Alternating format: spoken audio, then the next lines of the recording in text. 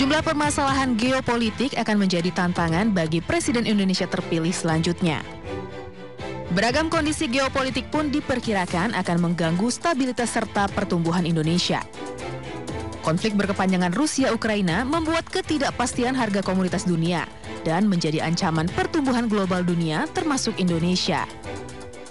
Tidak hanya konflik Rusia-Ukraina, sengketa Laut Cina Selatan dan ketegangan antara Tiongkok dan Taiwan semakin mendorong fragmentasi kondisi geopolitik di kawasan Asia.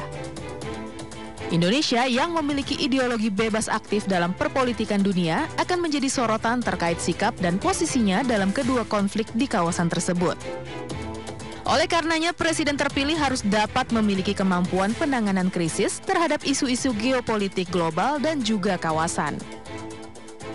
Para presiden terpilih diharapkan bisa membuat Indonesia lebih berpartisipasi dalam kancah global, bukan hanya sebagai partisipan. Tak hanya itu, presiden terpilih juga harus mampu membuat kebijakan-kebijakan yang dapat membuat keuntungan bagi Indonesia di tengah situasi global yang tidak menentu. Pemirsa, kembali melanjutkan dialog kami masih bersama dengan 3 juru bicara dari masing-masing paslon. Ada dari Timnas Anies Muhaimin, Helmi Faisal, dan juga dari TKN Prabowo Gibran ada Hamdan Hamedan, dan juga dari TPN Ganjar Mahfud ada Noto Sunoto. Bagaimana Mas Noto menjawab program dari paslon Anda ini bicara tentang cyber security? Bagaimana nantinya akan membangun matra keempat dari cyber, sementara ini membutuhkan waktu yang tidak sebentar?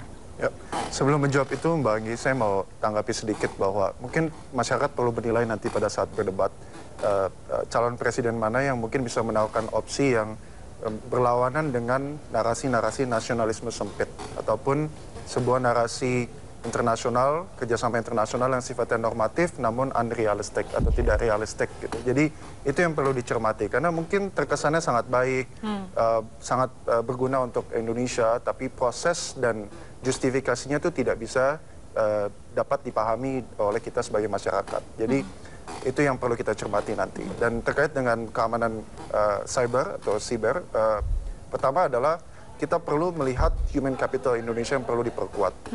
Manusia Indonesia yang perlu adaptif terhadap perkembangan siber dan teknologi di dunia. Yang kedua adalah tentu saja visi misi Pak Ganjar dan Prof. Mahfud yang dituangkan dalam dokumennya adalah memperkuat BSSN. Dan tidak hanya memperkuat tapi juga membangun sinergi yang baik antara BSSN, Kementerian Pertahanan, Badan Intelijen Nasional, dan organisasi lainnya yang terkait. Jadi itu prinsip-prinsip penting yang sifatnya tidak hanya normatif tapi juga perbaikan struktural, dan tentunya yang paling penting adalah sumber daya manusia terkait itu. Jadi itu saya kira tentang cyber. Tadi Mas Helmi katanya terlalu normatif bahwa program-programnya yang enak didengar oleh masyarakat tapi sepertinya tidak bisa langsung menjawab permasalahan dan juga keresahan di dunia internasional. Anda punya tanggapan, Mas Helmi? Normatif apa ya? Karena kalau kita, apa yang saya sampaikan tadi kan justru realistis, ya. Menguatkan fondasi ASEAN, itu kan bukan normatif. Ya. Karena kalau ASEAN ini bisa terkonsolidasi dengan baik, menjadi kekuatan yang kokoh, ya, maka sengketa di Laut Cina Selatan, ya, kemudian Myanmar, ya, Rohingya misalnya, dan berbagai macam mungkin dalam konteks Rusia, ya, dan seterusnya. Jadi dalam banyak konflik-konflik global itu kita punya kesamaan pandang, ya, sebagai serumpun, ya. Nah, jadi kalau kita nggak punya basis, tidak punya sandaran beranda di mana negara-negara ASEAN ini bisa bersatu, maka selamanya kita nggak cukup, ya, untuk bicara di kancah internasional. Nah, maka untuk itu Mas Anies ini ingin menjadikan ASEAN sebagai beranda, sebagai kokus yang tentunya nanti akan bisa menyelesaikan berbagai macam persoalan-persoalan politik di kawasan maupun global. Kalau dari Pak Hamdani sendiri tadi kan sudah menyampaikan bahwa pembelian pesawat dan lain sebagainya itu juga dilakukan oleh negara-negara lain. Betul. Tapi ada juga informasi yang kami dapatkan bahwa pembelian pesawat bekas itu sebetulnya sudah pernah dilakukan tapi tanpa persetujuan dari Presiden. Anda punya tanggapan terkait hal itu, Pak Hamdani? Jadi setiap upaya untuk memperkuat alutsista itu pasti sudah dibicarakan dengan berbagai macam pihak. Dalam konteks pembiayaan pun pasti ada koordinasi dengan Kementerian Keuangan, kemudian juga ada Banggar. Jadi tidak mungkin dilakukan hanya sendiri, karena itu tidak bisa dikatakan utang dari Kementerian Pertahanan, apalagi utang seorang Prabowo Subianto. Tetapi negara hadir untuk membeli alutsista yang dibutuhkan. Jadi jangan sampai kita membeli alutsista ketika kita sudah diserang. Inilah sedia payung sebelum hujan. Jangan sampai kita seperti apa yang terjadi pada Ukraina. Ketika perang itu terjadi, Ukraina menelpon kanan kiri, akhirnya mendapatkan bantuan dari Silicon Valley untuk mengamankan sistem komunikasinya. Begitu juga sekarang yang dilakukan oleh Taiwan. Apa yang dilakukan Taiwan sekarang? Taiwan meminta kepada Amerika Serikat memperkuat 4 hal: communication, command, dan computers. Untuk mengantisipasi dari cyber attack yang mungkin akan dilakukan oleh China. Itulah, ini yang harus dipahami. Sun Tzu pernah berkata, nation once destroyed cannot be rebuilt back.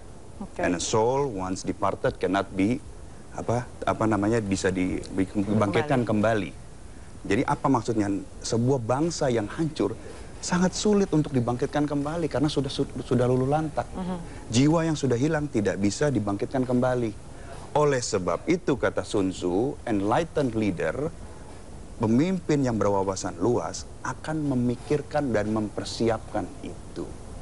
Itu kurang lebih. Berarti dengan pertahanan yang harus mengeluarkan anggaran sebesar lebih dari 380 T. Anda punya tanggapan, Bang Helmi? Tadi sudah dijelaskan bahwa GDP kita cuma 0,7%. Tapi tadi Bang Helmi sempat menyampaikan bahwa kondisi Indonesia berbeda dengan negara-negara maju lainnya, begitu loh Mas Hamdan. Mungkin Mas Helmi punya tanggapan terkait hal itu. Kalau saya boleh mengkritisi sih, sebetulnya kalau ada pertanyaan di mana industri persenjataan strategis kita, itu kan ya pasti nggak punya jawaban yang sempurna ya. Nah, jadi yang disebut dengan tadi yang saya sampaikan di awal, new essential forces itu adalah termasuk diantaranya itu menumbuhkan dan memberdayakan industri strategis nasional kita dalam bidang persenjataan. Ya. Dan jadi, itu terjadi di masa kepemimpinan Pak Prabowo. Ya, jadi belanja alutsistanya kita akan lebih diperbanyak tentunya belanja di perusahaan-perusahaan kita punya, Pindad, ya, mungkin PT PAL. Ya. Perusahaan dalam negeri. Dalam negeri. Karya anak bangsa. Jadi saya berikan contoh real saja. Ketika Indonesia membeli puluhan drone dari Turki, sebagian besar, bahkan setengah drone-nya itu adalah dikembangkan oleh perusahaan-perusahaan Indonesia. Supaya terjadinya transfer of technology, jadi anak-anak bangsa sendirilah yang membuat drone tersebut setengahnya. Ini adalah bagian komitmen dari untuk memperkuat industri pertahanan kita. Nah, salah satu komponen besarnya adalah mencetak SDM unggul di bidang tersebut. Apa yang dilakukan oleh Pak Prabowo adalah membuka S1 di Unhan. Dulu hanya S2 dan S3. Dan di bidang-bidang yang dibutuhkan, teknik militer, kedokteran militer, di bidang-bidang yang mana kita akan membutuhkan itu 10, 15, 25 tahun ke depan.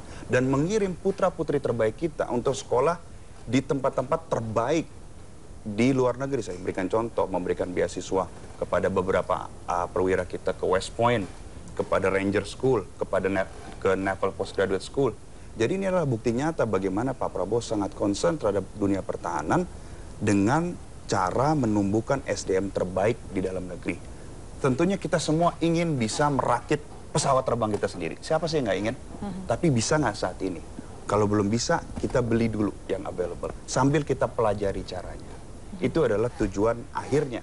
Sambil kita tumbuhkan industrinya, sambil kita tumbuhkan universitas-universitas yang bisa mencetak SDM-SDM tersebut. Oke, ini sepertinya agak sedikit mirip dengan program dari paslon Anda, yang memang menekankan titik berat adalah bagaimana menciptakan SDM, bagaimana pertahanan itu dimulai dari sumber daya manusianya. Mungkin Anda punya pendapat terkait itu, Mas Noto? Ya, saya ada yang tidak sepakat, ada yang sepakat juga. Dan mungkin 03 memberikan jalan tengah gitu ya, Pak Ganjar memberikan solusi jalan tengah. Pertama, kita sepakat bahwa kekuatan pertahanan dan keamanan Indonesia perlu diperkuat, baik itu melalui anggaran, baik itu melalui kualitas, maupun kesempatan bagi industri dalam negeri untuk berperan lebih kuat lagi. Jadi tadi saya sepakat untuk di situ, bahwa idealnya 2% dari PDB anggaran pertahanan Indonesia, atau minimum 1% dari PDB. Jadi saat ini yang 0,6% itu masih di bawah.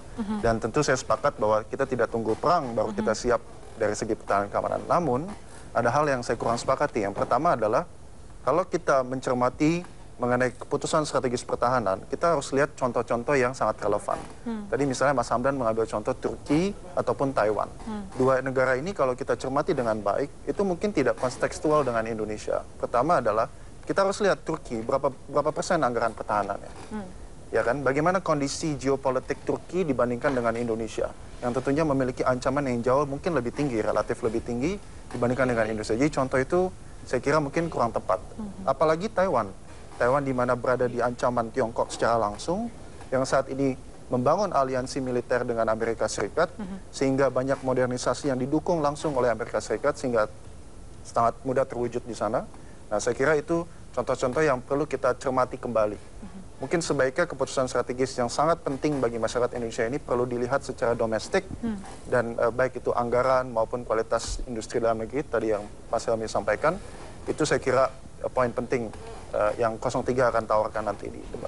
Iya, sebetulnya saya sepakat juga bahwa tadi ada poin yang disampaikan oleh ketiga juru bicara dari masing-masing paslon adalah bagaimana isu tentang geopolitik, keamanan, pertahanan, hubungan internasional ini terlalu isu elitis, dan bagaimana bisa menurunkannya kepada masyarakat. Dalam hal ini kita coba bicarakan mengenai kesejahteraan untuk prajurit TNI dan Polri, di mana ketiganya menurut catatan saya, ini ketiganya betul-betul sepakat bicara mengenai program peningkatan kesejahteraan prajurit dan menyoal juga pembaruan alutsista. Tapi yang ingin saya tanyakan adalah apa yang masih menjadi catatan dari masing-masing paslon mengenai program kesejahteraan bagi prajurit ini? Apa yang masih kurang saat ini dan apa yang ingin didorong saat ini? Mas Helmi. Ya, kesejahteraan itu saya kira sesuatu yang sangat konkret ya. Bagaimana papan sandang pangannya itu terpenuhi secara ideal. Yang kalau kita lihat rasionya sekarang kan masih jauh ya. Padahal saudara-saudara kita yang di tentara ini kan, TNI ini adalah merupakan garda pertahanan ya, terdepan ya. Maka paslon 1 Amin ini tentunya akan melakukan satu perubahan besar ya, ketika nanti jadi presiden ya, tentu anggaran pertahanannya ditingkatkan dengan prioritas utama adalah kesejahteraan prajurit ya. Nah kan kalau sekarang persenjataannya, alutsistanya sudah luar biasa, tetapi kesejahteraan prajuritnya kan masih tertinggal jauh. Ya, ini yang menurut saya nggak sebanding ya. Jadi saya kira unsur manusianya ini menurut saya harus terpenuhi itu kesejahteraannya. Unsur manusiawinya, kemanusiaan. Nanti bagaimana dari tim Prabowo dan juga dari tim Ganjar akan menjawab, kita akan jeda lagi pemirsa, tetap bersama kami.